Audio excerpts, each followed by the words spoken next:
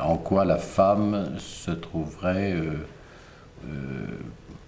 au fond tout à fait à l'aise dans une certaine image spéculaire du pénis de l'homme.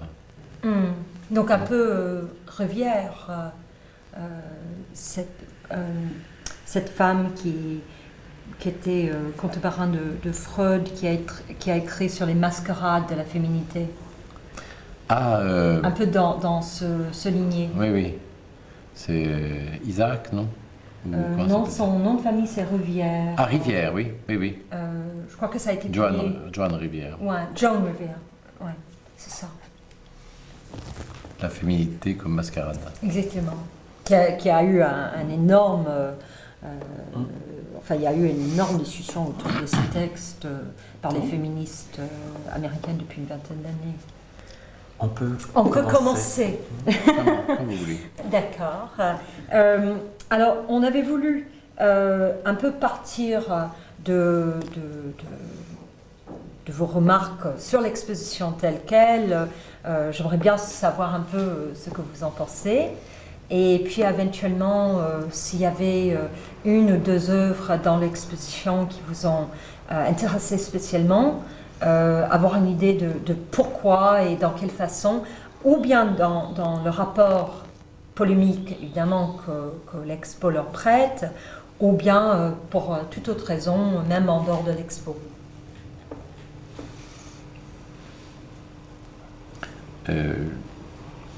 Je peux dire ce que je veux, par exemple. Absolument. Et vous pouvez toujours dire que ce que vous avez dit aujourd'hui, vous ne voulez pas qu'on utilise. C'est surtout ce qu'on vous demande, ce que vous voulez. Oui, mais le tournage définitif, ce sera plus tard. Oui, normalement, à moins que ça soit tellement parfait qu'il n'y ait pas à vous faire revenir. Je ne pense pas, parce qu'il faut mettre le mouvement en marche. Oui, une des choses, moi, qui m'a surpris, je supposais qu'il y aurait beaucoup de violence dans cette exposition, et je ne l'ai pas trouvée du tout violente. Alors, je ne l'ai pas du tout trouvée violente, pour diverses raisons. D'abord parce qu'il s'agit d'une exposition de peinture, et je ne pense pas qu'il soit si facile que ça, dans la peinture ou dans le dessin, plutôt dans le dessin, d'exprimer la violence, même s'il s'agit de parler de violence sexuelle. Violence sexuelle, c'est-à-dire rapt, viol, meurtre, lutte, n'est-ce pas? Est-ce que c'est violent dans le moment où c'est recueilli par le dessin? Et c'est pour ça que je voudrais peut-être déplacer l'intérêt, à mes yeux, de l'exposition.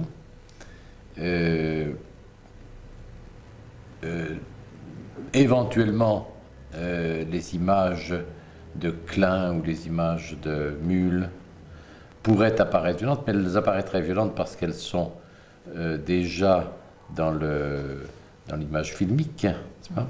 Enfin, elles sont corrélativement dans l'image filmique, et pas seulement dans la production plastique. Oui. Mais encore, il y a beaucoup, à mon avis, d'impuissance dans l'exposition. J'emploie le mot impuissance comme si, je l'avais dit un jour à propos de Léris, qui se plaignait de son impuissance, tandis que son écriture et sa façon de regarder les choses faisaient pratiquement de son impuissance une méthode. Et je l'ai pensé à propos de Balthus, par exemple, cela, c'est-à-dire où les corps, chez Balthus, il n'y a pas de Balthus dans l'exposition, où les corps chez Balthus sont à la fois présentés dans leur érotique propre, mais en même temps placés dans une distance telle que ce qui pourrait être violent ne l'est pas du tout. Ne l'est pas du tout, du moins à un premier niveau où l'on peut concevoir la violence. On va revenir là-dessus. Vous m'arrêtez quand vous voulez. Quand vous parlez d'impuissance, vous voulez dire une impuissance des artistes à exprimer la violence, ou une impuissance du propos, enfin Non, j'emploierais le mot impuissance, au fond l'impuissance du pervers. Hein.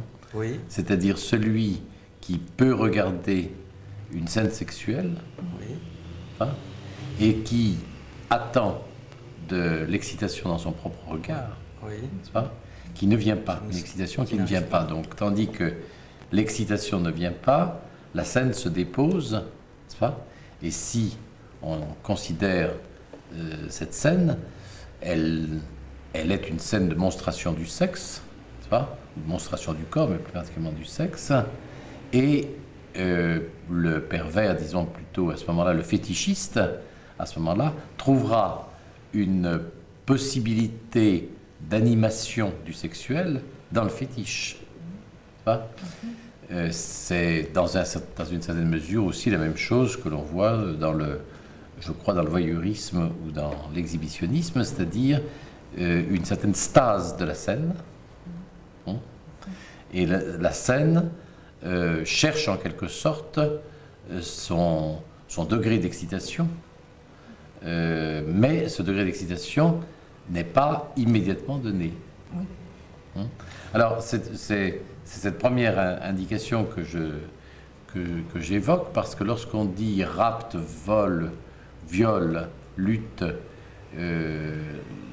la plastique des dessins, n'est-ce pas, est telle qu'il y a une distance qui recouvre le dessin, si je puis dire, et qui fait qu'on se trouve porté, par exemple, comme chez Degas, n'est-ce pas, on se trouve porté aussitôt à aller du côté peut-être d'une autre violence, qui serait une autre lecture, mais qui ne me paraît pas, quant à moi, être immédiatement dans la monstration de l'image. Et qu'est-ce que ce serait cette violence? Comment vous le décrirez par rapport, par exemple, au Degas? Comment je décrirais cette violence? Je ne sais pas encore très bien comment je le décrirais, n'est-ce pas? Par rapport au Degas, par exemple. J'ai les corps qui sont allongés, les corps féminins qui sont allongés, n'est-ce pas?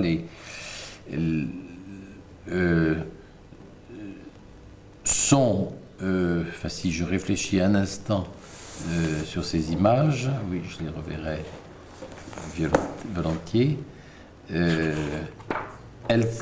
Elles sont dans cet instant où la violence peut apparaître, mais la violence n'est pas dans le dessin lui-même.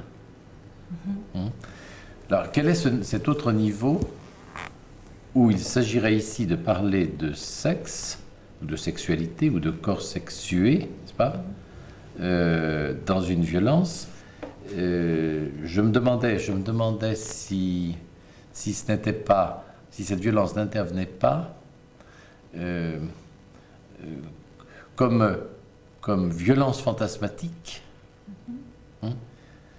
de par le fait que ces corps n'appartiennent pas à une tradition de la lecture picturale ou graphique, n'est-ce pas, et que par conséquent ils ont, ces corps, une capacité d'engendrer une fantasmatique violente,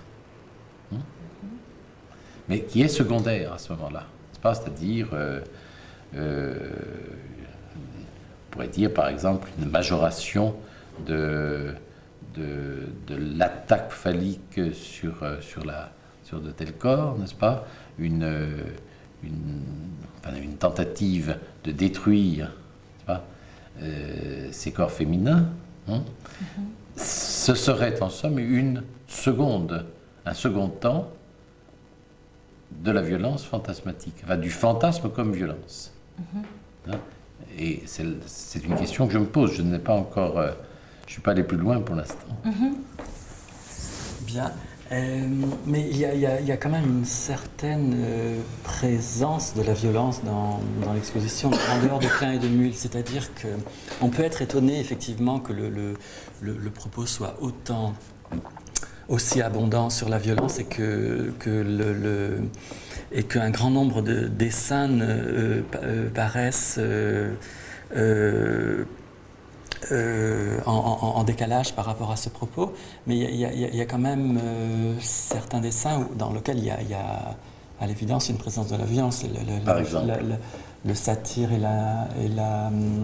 le satyre de Jéricho, il y a le sacrifice antique de Jéricho encore. Enfin, toute la salle qui est consacrée à Jéricho est une salle assez... est un ensemble assez chargé au niveau de la violence. Le foilès. Il y a le combat d'hommes nus, enfin, il y en a chez Jéricho, là, le combat d'hommes nus, non, c'est un Non, dessin ça, c'est de Michel-Ange. Signorelli. Oui.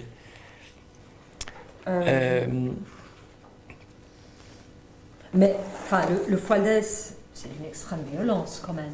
Non seulement on sent qu'il y a l'assassinat de Fualdès qui a dû être déjà en train de se passer, mais le moment choisi par Jéricho où on tire cette femme par les cheveux, qui s'appelait Mademoiselle Manson, qui devait être à côté dans une autre pièce ou cachée dans un placard, et on menace de le tuer, et Jéricho la représente nue. Et je crois qu'en fait, elle était habillée en homme dans le vrai récit de l'histoire, mais il choisit de la représenter nue. Oui, mais si vous racontez l'histoire comme vous la racontez à l'instant, la narrativité produit la violence. Mais moi, je veux dire que dans l'histoire qu'on ne connaît pas, quand on ne connaît même pas l'histoire de l'assassinat de Fualdès à Rodez au début du 19e, juste cette scène provoquait beaucoup de réactions quand j'emmène les gens. Mais moi, je trouve que rien que cette scène est d'une extrême violence. Et le fait qu'elle est nue, moi, je trouve encore une violence exacerbée par rapport à la narrativité de l'histoire. Oui. C'est un des arguments du commentaire, enfin du catalogue, que la violence dans ces œuvres est souterraine, c'est-à-dire qu'elle n'est pas apparente. Elle est à l'œuvre, à l'insu quasiment de l'artiste, d'une façon inconsciente, mais qu'elle travaille quand même ses dessins. Donc ça rejoint bien ce que vous dites. Voilà, ça rejoint ce que j'ai dit, c'est-à-dire comment la violence travaille-t-elle ses dessins, comment est-elle souterraine, et comment une production manifeste n'est pas nécessairement violente. Oui. Oui. Moi, je trouve que l'exemple des Léda, que ce soit de Jéricho ou de Michel-Ange, c'est un bon exemple de ce que vous dites, dans la mesure où c'est tellement sublime, ces dessins, que même si on admet que Léda est en train d'être violée, non pas juste par un cygne, mais aussi par un homme transformé en cygne, la chose elle-même, le dessin elle-même, est tellement esthétisé, tellement beau, qu'on a du mal à dire, mais dis donc, c'est violent ça. Oui. Pour un certain nombre de thèmes qui figurent dans cette exposition, le parti pris mythologique a pour fonction, en effet, de rendre l'image, on pourrait dire, métabolisable, c'est-à-dire métaphorisable, n'est-ce pas?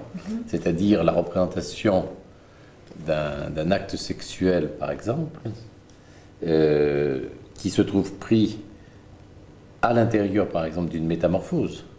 Bon, je pense à Ovide, bien sûr, où la sexualité n'est pas une sexualité fixe, fait que précisément le corps sexuel, que ce soit les différentes zones du corps, n'est-ce pas, les différentes parties du corps, les orifices, n'est-ce pas, du corps, ces orifices sont on pourrait dire, des des points, n'est-ce pas, qui permettent de faire pivoter de faire pivoter la métamorphose, n'est-ce pas? En cela, d'ailleurs, je crois que c'est tout à fait intéressant de se poser ce problème des zones érogènes et en particulier donc des orifices du corps comme des points de pivotement et des points de métamorphose, des points de transformation, n'est-ce pas?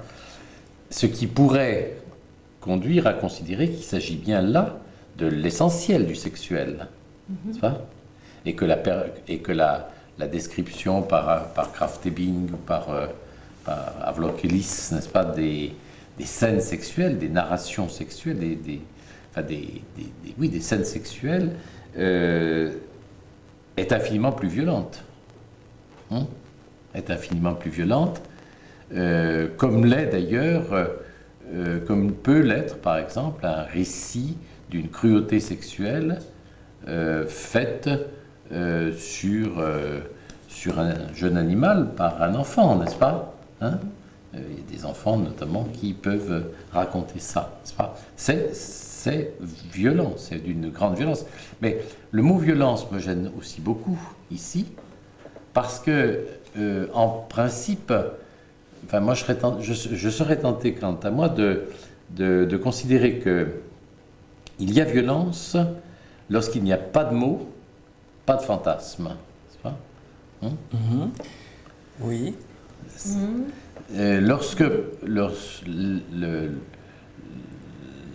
Ce qu'on peut appeler violence livre à une sorte d'abolition de toute image. Ou de négation, oui. Si même si on voit des scènes violentes de guerre, n'est-ce pas, il y a un point muet dans la violence, qui est un point de hurlement, si vous voulez, et où précisément il n'y a plus d'image. L'image produit une telle aphasie, n'est-ce pas? Une telle aphasie que il n'y a qu'un hurlement, n'est-ce pas, ou qu'une douleur, n'est-ce pas? Alors, est-ce qu'on est en présence de cela dans cette exposition? Justement pas. Il faut donc, comme on le disait tout à l'heure, retrouver ce qui serait la violence souterraine, n'est-ce pas? Oui. Et faire de l'image, faire de tels dessins, le moment de pivotement, justement. Oui. Et le moment de pivotement, d'abord parce que c'est une image graphique, généralement graphique, et parce que c'est une image qui va mettre en évidence les points de pivotement du corps. À propos des dessins de lutte d'homme, l'homme, il y a les musculatures, par exemple la force des musculatures, mais en même temps c'est déjà chorégraphique, par exemple, c'est chez Michel-Ange. Il y a un de Michel-Ange Voilà. parmi... C'est celui-là. Il y a deux de Michel-Ange. Ces deux-là étaient de Michel-Ange. Ça, Je pensais à celui-ci. oui. Je pensais principalement à celui-ci. Mais je reviendrai sur celui-ci parce qu'il m'a mis en rapport avec Géricault, d'une certaine façon. Celui-ci, il est déjà chorégraphique. Ça danse. Et ça danse pas de façon douce. Seulement, le point, si je puis dire, scopique du dessin, n'est-ce pas, rapporterait au point de contact des corps,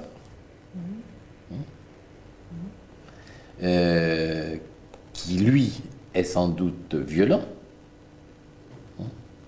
mais qui est opératif dans la structure même de l'image. Je ne sais pas si je suis... Si. Et alors, si on est sur ce dessin, et je pensais à Géricault, parce que je pensais au fond à ceci, les corps les corps ne peuvent pas se tordre. Enfin, ils se tordent, hein, mais on ne peut pas faire en sorte que la plasticité d'un corps permette de faire ce qu'on veut avec le tronc, les membres, etc. Alors, il y a une des choses là, qui me frappe beaucoup, et chez Géricault aussi, c'est la possibilité de créer des torsades de corps. Des torsades de corps, de telle sorte que ces torsades, elles sont sexuelles. Elles sont sexuelles. Et elles sont sexuelles, après tout, on pourrait peut-être décrire poétiquement les torsades de corps dans le coït, n'est-ce pas, dans l'acte sexuel, n'est-ce pas, ne se réalisant pas, étant très proche des corps qui sont tordus sous un supplice, et qui ne sont pas nécessairement, qui ne manifestent pas dans la représentation une violence particulière. D'accord. C'est une première approximation. D'accord. Alors, bien, par exemple, quand vous disiez tout à l'heure, il faudrait rechercher quelle est cette violence souterraine. Moi, il y a une impression que j'ai eue en sortant de l'exposition, quelque chose qui m'a frappé, qui était que on avait le sentiment, à travers les époques qui sont traversées, qu'il y avait une constante qui était vraiment une impossibilité, un refus de représentation de la participation d'une femme à un acte sexuel, c'est-à-dire le refus de l'imaginer, c'est-à-dire que les femmes sont toujours représentées parce que l'acte sexuel peut intéresser l'art ou les artistes, mais il est toujours représenté, en ce qui concerne la participation des femmes, dans la contrainte, par le détour du satire, elles sont toujours dans des attitudes où elles se voilent, où elles se cachent la face, où elles refusent, alors ça, c'est peut-être quelque chose qui est de l'ordre d'un fait culturel. On ne peut pas concevoir de représenter la jouissance d'une femme, on ne peut pas concevoir de représenter par une image, de donner cette image d'une femme. Et donc, on ne peut imaginer qu'une femme participe à un acte sexuel que par la contrainte, que par la violence. On en fait quelqu'un chez qui la pulsion sexuelle paraît absente. C'est-à-dire qu'elles ont toujours des corps magnifiques qui répondent à l'imaginaire d'un désir d'homme, des corps parfaits avec des seins parfaits, des plastiques parfaites, mais en même temps ces corps parfaits d'un point de vue de désir masculin ne paraissent pas eux-mêmes habités par une pulsion sexuelle ou ne paraissent pas pouvoir participer à une sexualité. Il y a un peu en fait quelque chose qui est comme une excision culturelle, un refus, une impossibilité d'imaginer la possibilité d'un plaisir ou d'une participation à un acte sexuel chez la femme. Pourquoi ? Parce que soit ça fait peur, soit ça ne correspond pas à l'image qui est le plus généralement admise à propos de la femme, qui est celle comment dire, de quelqu'un qui échappe au désir sexuel, qui est une représentation qui passe toujours par la pureté, la mère, enfin bref. Donc il y a bien quelque chose là quand même de l'ordre d'une violence malgré tout, c'est-à-dire que il y a quelqu'un chez qui on ne conçoit pas qu'une chose soit possible, que quelque chose soit possible. C'est-à-dire c'est toujours quelqu'un qui est imaginé à travers le désir, un désir qui est à tous les coups un désir d'homme. Qu'est-ce que vous en pensez par exemple? Je trouve intéressant que vous disiez les choses ainsi parce que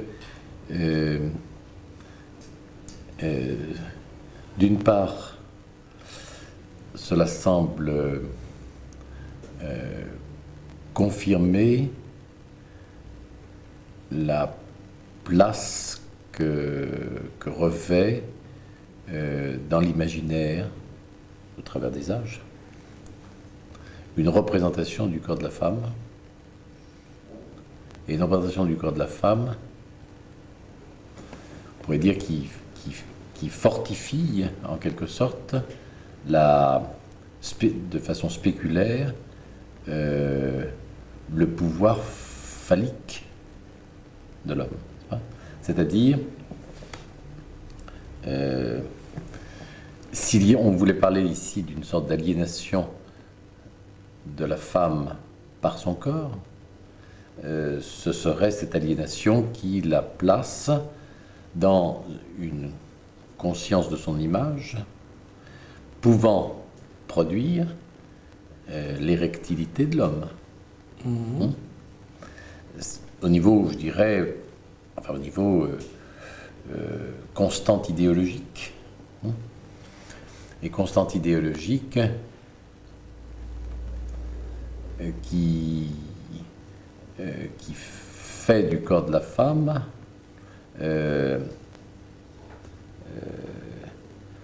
la poupée du pénis, si je puis dire. D'où il faudrait aller du côté de belle-mère.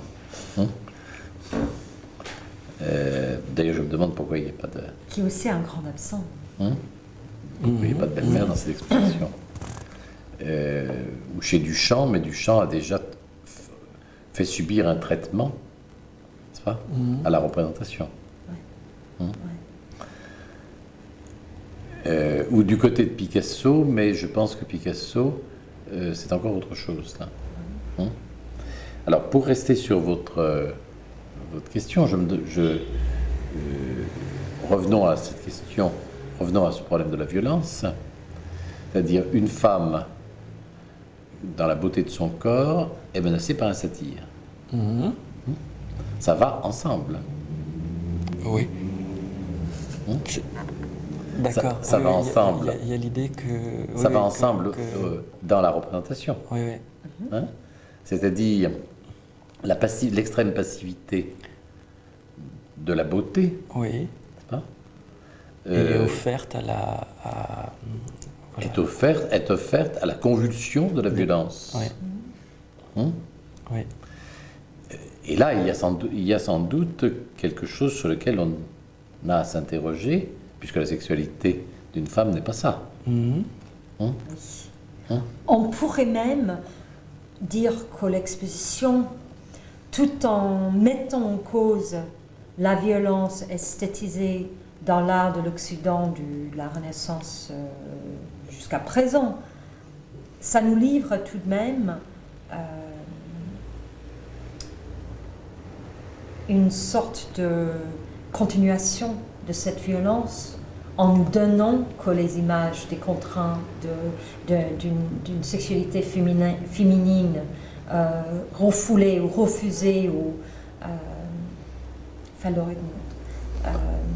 sais pas ce mot en français, renier, non. Refoulé, renier. Réprimé. Non, c'est le... Je sais bien, mais quand même. Dénier.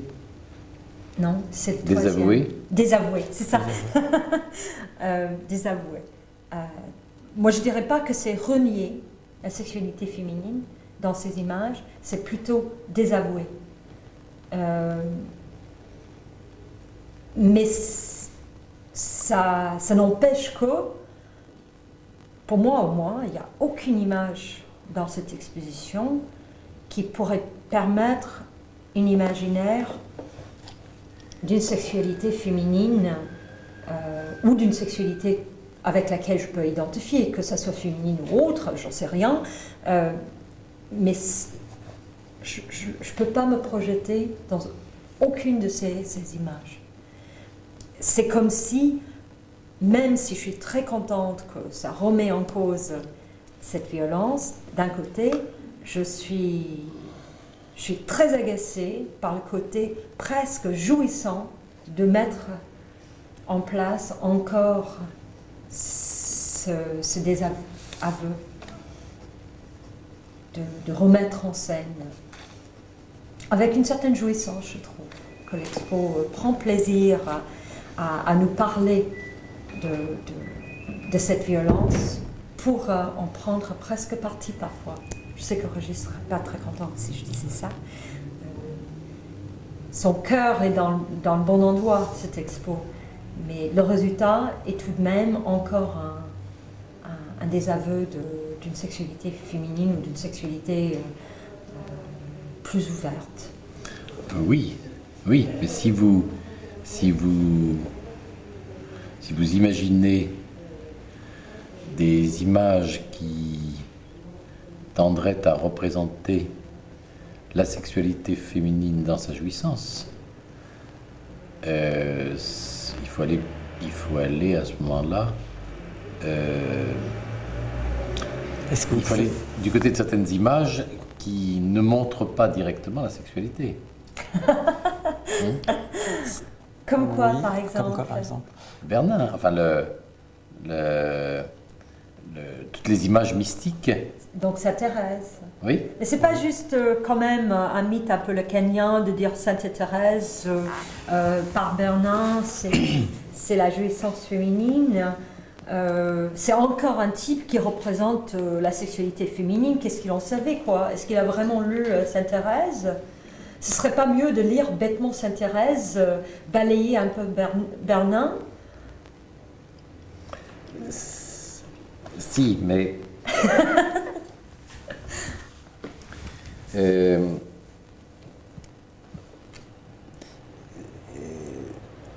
c'est le problème, parce que est-ce que la représentation de la sexualité masculine est elle-même bien traitée, hein, Ah, c'est une bonne question. dans cette exposition? Est-ce qu'elle est bien traitée au sens où... Elle est sûrement victime de détours du même ordre. C'est-à-dire Oui. il y a des représentations qui sont assez clairement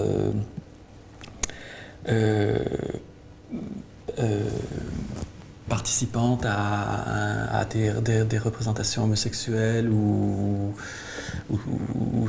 saphiques vues du point de vue des hommes ou tout ce qu'on voudra, mais ça n'est pas avancé en premier, effectivement. Là encore, c'est souterrain, c'est de l'ordre de l'inconscient. Oui. Je suis touché par votre question.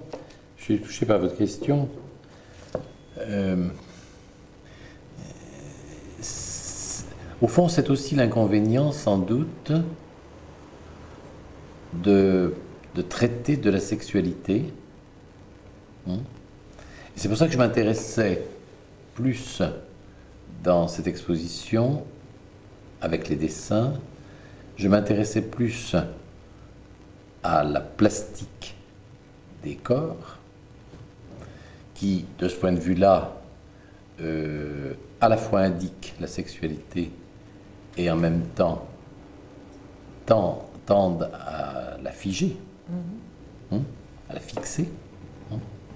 Je m'intéressais plus donc à ce que constituent ce que j'appelle les points orifices, n'est-ce pas, qui sont sous-jacents à ces dessins, par quoi les corps pivotent, par quoi les images se métamorphosent. Hein. S'il s'agit par exemple d'un rapport sodomique, ou s'il s'agit d'une fellation, ou s'il s'agit de... C'est-à-dire de choses qui se trouvent, elles, à la fois, comment dirais-je, à la fois dans l'apparente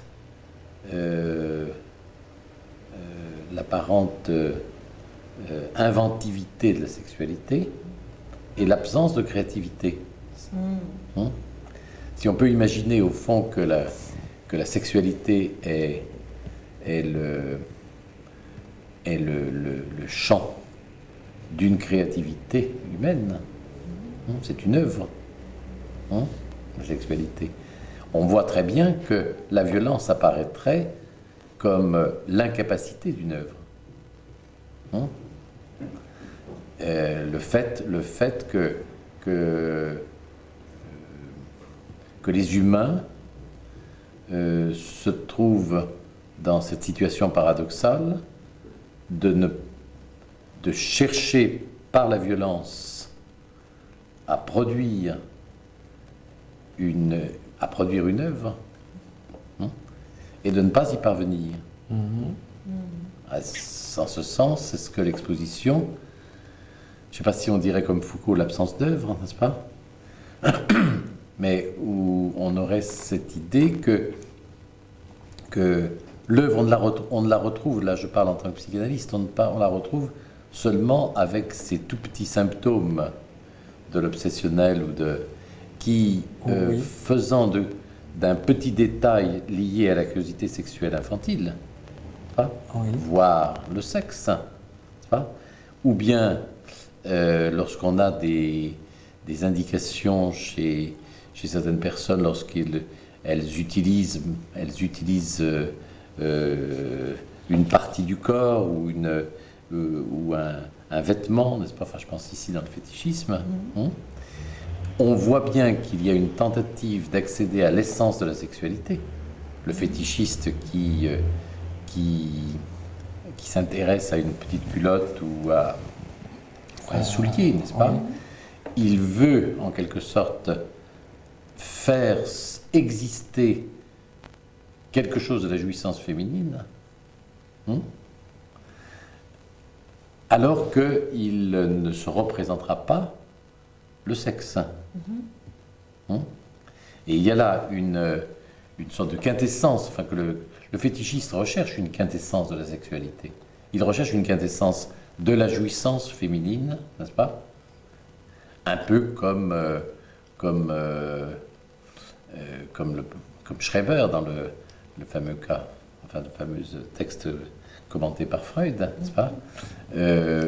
Essaye de percevoir, quand il est devant le miroir, essaye de percevoir si quelqu'un entrait, ce quelqu'un pourrait le prendre pour une femme, n'est-ce pas? Et il essaye de voir dans ses propres plis, dans ses propres passages, les propres passages de son corps, devant un miroir par exemple, il essaye de voir ce que peut être une femme dans sa propre jouissance. Hein? Ce qui est émouvant, ce qui est considérablement émouvant, n'est-ce pas? Dans la folie de Schreber. Hein? Et c'est ça qui me frappe, c'est-à-dire, alors, stratégie sexuelle, oui, n'est-ce pas? Mais ce sont des stratégies qui reposent, en un certain sens, sur une thématisation du sexuel, hein, et qui, ainsi, fait allusion à une violence, mais la violence n'est pas manifestée. Je reviens sur l'œuvre de la sexualité, c'est au fond la curiosité sexuelle infantile qu'il indique lorsque l'enfant, n'est-ce pas, va imaginer dans la scène primitive, n'est-ce pas? La violence des corps faisant l'amour, hein, qu'il ne voit pas, qu'éventuellement il entend, n'est-ce pas?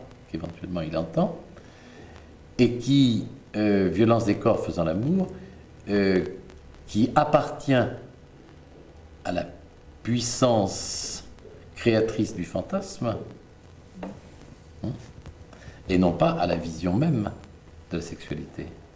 Je ne sais pas si... D'accord, oui.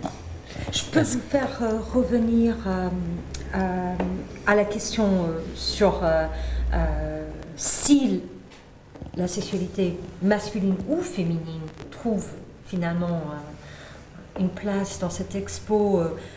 J'ai souvent demandé aux gens avec qui on parle s'ils devaient ou s'ils pouvaient créer une dernière salle pour l'expo, une salle virtuelle où on pouvait mettre n'importe quoi, mais qui serait une résistance à ces stratégies, peut-être des tactiques sexuelles dans la lignée de la pensée de Michel de Certeau dans son critique de Foucault, peut-être des tactiques sexuelles par rapport aux stratégies sexuelles, une résistance à cette lourde tradition de esthétisation de la violence, de l'anesthésie devant une violence sexuelle. Qu'est-ce que vous mettrez éventuellement toucher vers ça en parlant du fait que ni la sexualité féminine, ni la sexualité masculine ne trouve une place où il peut y avoir une œuvre dans cette expo? Je ne sais pas si j'exprime bien votre parole sur l'expo, mais vous pouvez le redire. Il y a deux choses que vous interrogez là. S'il y avait créé une salle virtuelle d'exposition où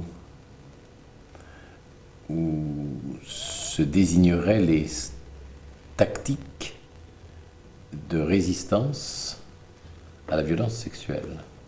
Ou un lieu où on pouvait imaginer mettre quand même des représentations de la sexualité qui n'appartiendraient pas à ce qui est représenté dans l'expo, mais qui pourraient offrir un imaginaire de la sexualité qui serait plus ouvert, plus égal. Je n'imagine pas je peux imaginer des salles manquantes, ça. Mais pas on celle-ci. évoquait Belle-Mère, mais je n'imagine pas, parce que je n'arrive pas à introduire tout à fait l'exposition dans une dialectique de l'asservissement sexuel.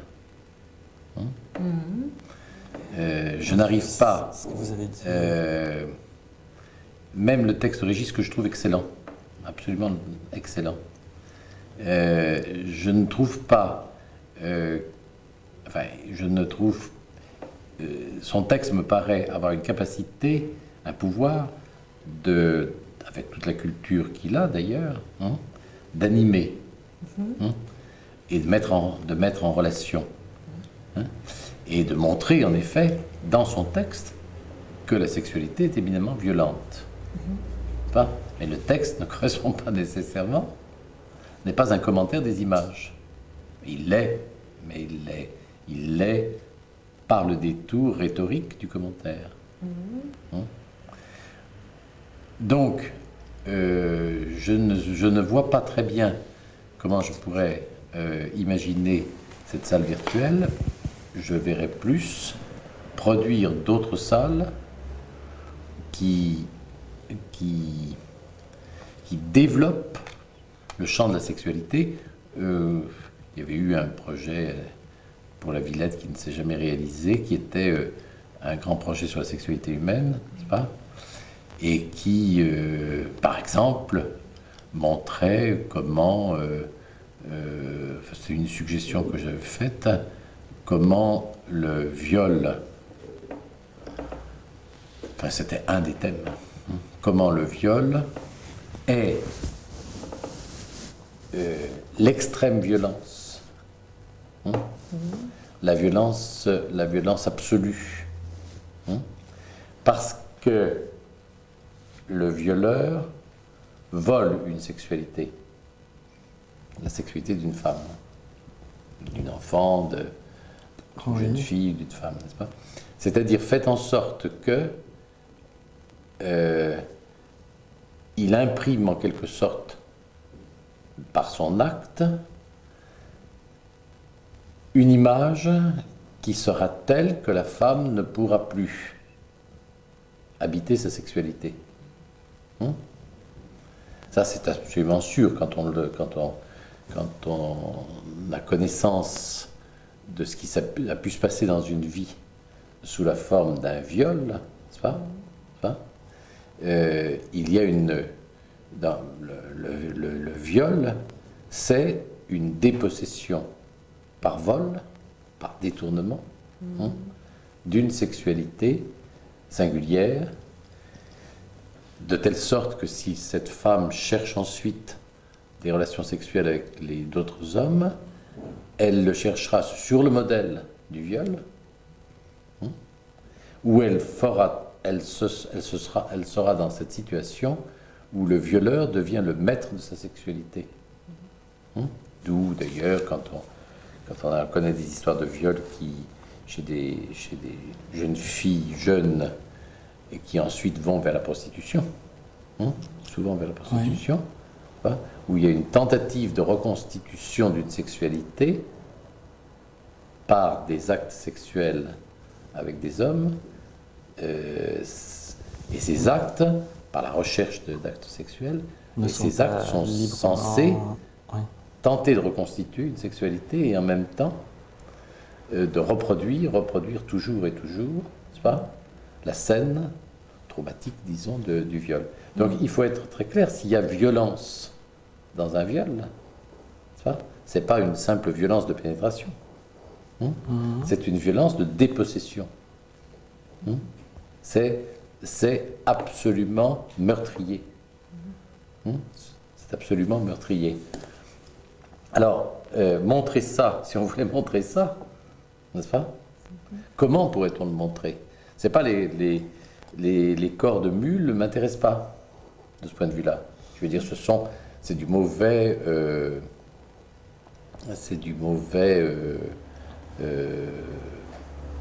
non, mais je ne sais pas l'instant. Le Baphomet, le frère de Balthus. Le frère de Klosowski. C'est du mauvais Klosowski. C'est pas? Robert, au moins, c'est du grand guignol sexuel remarquable. C'est du grand guignol sexuel. Mais je suis assez d'accord. Hein? Où tout est mimé, toujours tout est mimé. Hein? Et mimé dans une scénographie comme dans le film de Zucca d'ailleurs. Dans le film de Zucca. Pierre Zucca. Pierre Zucca fait un film. Ah ben, je n'ai pas vu. À partir de la monnaie vivante. Je n'ai pas vu. C'est en même temps, chez Klosowski, ça lui aussi manque de ce point de vue-là. Parce que chez Klosowski, il y a un texte qui court, n'est-ce pas? Oui. Il y a un texte qui est sur, disons, l'économie au sens science économique du fantasme. Hein? Le problème de la production. La production des fantasmes et de leur fonction d'échange et en même temps de suggestion, etc. Hein? Bon. Il y a incontestablement là une violence sexuelle qui est perçue au travers du viol. Hein? Mais précisément, comment pourrait-on traiter ça dans une... Oui. À propos d'Automule, on peut trouver que c'est du sous Klosowski, mais vous avez lu le texte qui accompagne le texte de Régis Michel, qui est assez intéressant d'ailleurs, enfin, sur... Je l'ai peut-être pas assez lu, Ouais. je l'ai peut-être parcouru seulement. En fait, il retrace un peu comment les provocations, tout ce que l'art entre guillemets, si vous voulez, de Muhl contient de provocateur, est une réaction à un ordre social et calqué sur un ordre familial très très porteur d'une grande violence, c'est-à-dire qui pour Muhl est ce qui a comment dire, le modèle de la famille qu'il a subi, de la famille petite bourgeoise autrichienne, qu'il a subi, et ce qui a permis le nazisme et la Seconde Guerre mondiale. Donc c'est quelqu'un de la génération de la génération qui a fait la guerre, Otto Muhl. Il a été appelé, il a vécu la Deuxième Guerre mondiale et il a reproduit ensuite des choses qui sont certainement une reconstruction d'un traumatisme, une répétition, comme celui dont vous parliez tout à l'heure à propos de la jeune femme violée, d'un traumatisme qui remonte à ce moment-là. Et il y a une de ces performances qui s'appelle d'ailleurs très clairement Papa et Maman, où la famille ça, oui. et le père et la mère sont extrêmement chargés. Alors, je voulais vous demander mais si vous n'avez pas eu le temps de J'ai pas bien eu le lire, j'ai je voulais vous trop- demander de parler de cette idée de la violence portée à l'intérieur du modèle familial. Mais bon, peut-être qu'on parlera de ça Non, mais la prochaine fois. je veux bien dire un mot maintenant parce que je suis tenté de considérer que le modèle familial est en lui-même violent. Oui. Il est en lui-même violent et papa-maman, c'est recouvert par tout un ensemble de discours de l'affect, enfin, de discours du sentiment plutôt que de l'affect, c'est pas mais c'est éminemment violent. Alors, sous cet angle-là, j'avais remarqué qu'il y avait une œuvre de Muhl qui s'appelait Papa-Maman. Papa et Maman. Papa et maman, papa ou maman, enfin... Papa et maman. Papa et Maman. Ouais, je crois. Oui. Donc, il est incontestable que, de ce point de vue, une œuvre peut, enfin, je regarderai de plus près, Maman et papa. Maman. Maman und Papa. Exactement, voilà. D'abord la maman. Soyons précis. D'abord la maman, c'est peut-être pas sans signification. oui, qu'une œuvre, au fond, aille aussi près que possible auprès de l'expérience traumatique de la famille. Et précisément que l'œuvre soit là, disons, la scénographie de représentation de cette violence intrinsèque à la famille, et à la famille bourgeoise en particulier. Et que cette œuvre traduise, tente de répondre, tente de reconstruire et de traduire, n'est-ce pas, cette violence. Oui, tout à fait. Tout à fait. Enfin, ma réaction à l'égard de Muhl, c'était une réaction, au fond, première, je n'ai pas vraiment. Je n'ai pas vraiment. Enfin, tout ce que vous dites m'intéresse beaucoup parce que la violence revient à ce moment-là, y compris du côté de la fabrication de l'humain. Oui. Dans le nazisme. Oui. Hein Oui. Précisément, d'ailleurs, ce serait extrêmement intéressant. Il serait extrêmement intéressant de voir comment Freud traite-t-il, n'est-ce pas, on n'a pas beaucoup parlé de Freud, hein. Mais comment Freud traite-t-il le familial, puisqu'il y a une idée chez Freud qui est tout à fait étonnante, c'est-à-dire que à la fois la famille correspond à un projet de civilisation. C'est trop long peut-être, non? Non, Non, pas non, du tout, absolument pas. Ah, On nous fait des gestes, mais je ne savais pas pour je quelle suis raison. mal placé dans l'image. la d'accord. famille correspond à un projet de civilisation et à un projet de civilisation extrêmement précaire puisqu'il comporte une extraordinaire violence, une extraordinaire brutalité. Comme si, en étant très... Là, je ne pense pas qu'il y pense, que Freud y pense, mais comme s'il y avait cette idée hegelienne, n'est-ce pas, que le couple et la famille constituent ce qu'il y a de mieux comme civilisation humaine, pour garder et promouvoir et sublimer les pulsions. Et en même temps, on sait précisément que la famille correspond à la violence. Enfin, les pulsions ne sont pas violentes, elles le deviennent par la famille. Oui. Oui. Et chez Freud, quand même, le moment de plaisir, c'est quand même, quand on dit forte, quand le papa n'est plus là. C'est ça. C'est ça. C'est ça. Ajoutons une petite chose justement au sujet de Freud, mais l'idée vient de me sauter de la tête. Ah, celle-ci. C'était à propos des représentations du féminin chez Freud. Il y a tout ce qu'on sait des discours, enfin des textes de Freud sur la sexualité féminine, au fond des textes canoniques, n'est-ce pas, hein? Mais il y a d'autres choses qu'on connaît moins bien.